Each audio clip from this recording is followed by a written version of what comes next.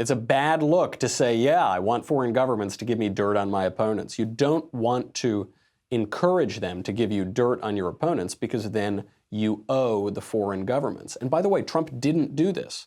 He's putting himself into this hypothetical situation that he's going to be criticized for that he didn't even do. It's just a bad political look because now the left and the anti-Trump right are in hysterics and they're saying he's not a patriot and he's a traitor to his country. That's not the issue. The actual thing he's talking about isn't even the issue. Every country interferes in every other country's elections. Countries interfere with each other. They do it all the time. During the Obama administration, Barack Obama sent his senior campaign aides to Israel to try to oust Benjamin Netanyahu from power. He sent $350,000 of U.S. taxpayer money to a front organization to oust Bibi Netanyahu from power in Israel. We all interfere in each other's elections. Still, what you don't want is for the President of the United States to accept this sort of thing publicly, to accept these premises publicly, because what it does, invariably, is create the impression of disloyalty to your country. That's the impression that President Trump is giving off. He's saying, yeah, I would totally accept the help of foreign governments. I would incentivize foreign governments to give me dirt on American politicians. Now, he's not actually doing it. And actually, Democrat politicians have done this. They have gone and colluded with foreign governments to try to win elections. Ted Kennedy colluded with the Soviet Union to try to win the presidency. This is how he was negotiating with the Soviet Union to help him get elected.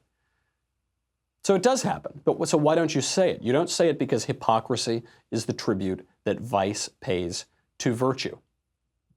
Because you also don't want to create incentives. Publicly speaking, you don't want to put out on your bullhorn and say, hey, foreign governments of the world, give me dirt on my opponents. Please spy on American citizens, spy on American politicians. It's just a bad look.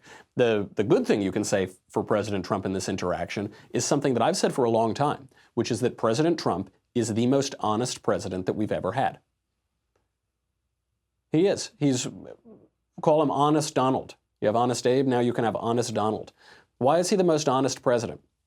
Because President Trump brags about doing all the bad things and thinking all the bad things that all the other presidents have also done, but they've hidden. He's open about it. He's honest about it. Obviously, any politician, what he said is practically true.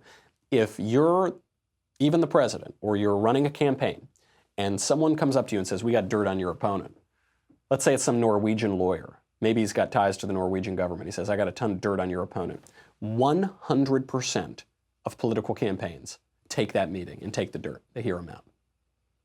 As Trump said, maybe they call the FBI after, maybe they don't, who knows. 100% of campaigns do it. Only this guy would actually admit to wanting to do that or to actually doing that. In some ways, this is refreshing. I actually do think this has some positive effect on our political discourse because it just knocks away so much BS, so much preening falsehood.